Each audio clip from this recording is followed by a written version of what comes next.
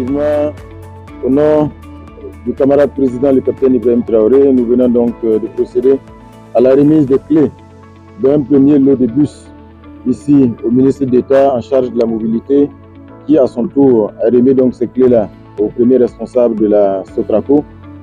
Ce n'est qu'un premier lot de plus de 500 bus et le reste est en cours d'acheminement. Comme vous le savez, et dans le cadre de l'initiative présidentielle pour une éducation de qualité, le camarade président a instruit l'acquisition de ces 500 bus-là pour améliorer de façon très significative la mobilité des élèves, la mobilité des étudiants partout au Burkina Faso. Mais au-delà bien sûr de ce groupe spécifique des élèves et des étudiants, il s'agit donc d'améliorer la mobilité de tous les citoyens burkinabés.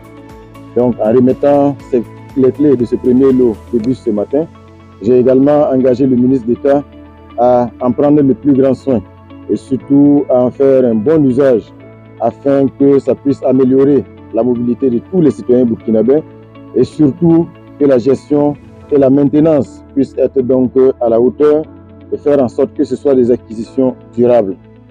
Il va falloir donc en prendre le plus grand soin parce que c'est le fruit du sacrifice du peuple burkinabé. Donc ce n'est qu'un premier lot de près de 155 bus et comme nous l'avons indiqué, d'ici la fin de l'année, d'ici octobre, en principe, le reste des bus, près de plus de 300 et quelques, devraient donc être livrés. C'est une acquisition historique parce que depuis que la Sotraco existe, elle n'a jamais eu un parc aussi fourni en bus. Et comme vous le voyez, ce sont des bus de qualité, ce qui signifie qu'aujourd'hui, la Sotraco est passée à un autre cap. Donc le défi aujourd'hui au niveau donc, de la Sotraco et du ministère en charge de la mobilité, c'est de faire en sorte donc d'instituer un schéma de gestion qui soit non seulement performant, qui permette que ces bus-là soient donc en service le plus longtemps possible. Et je pense que c'est un défi commun. Mais comme je l'ai dit, ce n'est pas juste la Sotraco, c'est également un défi et surtout une responsabilité pour tous les citoyens burkinabés.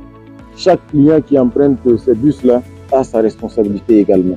Donc il faut que chacun véritablement respecte les consignes, adopte les bons réflexes, les bons comportements afin que le parc puisse donc servir le plus longtemps possible les citoyens burkinabés.